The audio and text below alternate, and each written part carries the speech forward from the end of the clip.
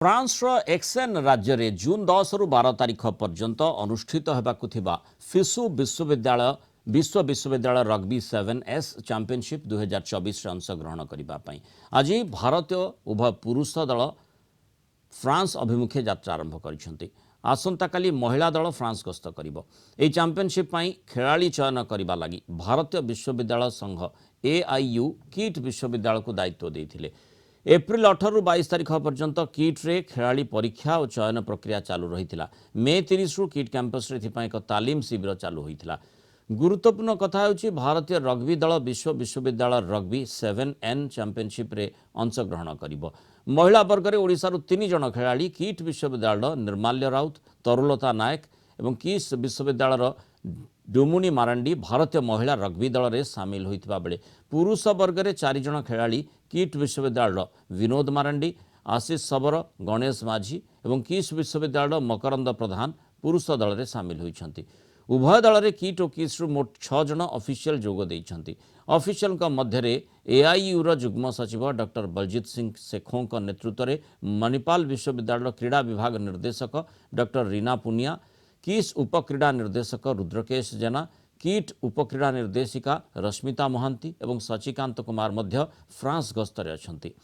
यात्रा पूर्व आज भुवनेश्वर किस कैंपस रे किट और किस प्रतिष्ठाता डॉक्टर अच्युत सामंत को खेलाड़ी माने सौजन्यमूलक साक्षात करथिले। डॉक्टर सामंत खेलाड़ी मान को उत्साहित करने सह सफलता कामना करथिले। यही भारतीय दल रे आम किस 4 जन पुआ एवं 2 जन झील अच्छा से आम अत्यंत खुशी अच्छु एवं आपड़ जाणिक खुशी हेबे से 4 जन पुआ एवं 2 जन झील समस्ते आमर ट्राइबल पिला माने अटंती एवं से माने पूर्व भारतीय दल में अंशग्रहण करते किंतु यहीटा वर्ल्ड गेम्स कारण वर्ल्ड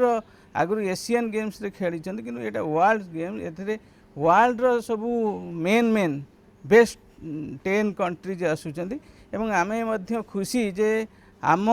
इंडिया बेस्ट 10 भितर आसुची सेथिपे आमे अत्यंत खुशी अच्छे एवं आमर प्रिपरेशन जो भली हेइची आमर आशा अच्छी आम कौन सी पोजिशन हासिल करूँ। एबे किट रे गोटे मास पूर्व जो सिलेक्शन पे ट्रायल देइथिलु आ सेथिरा आमे किस रु 6-7 जन अच्छु आ किट रे आमर सब किछि जो कैंप रो सुविधा और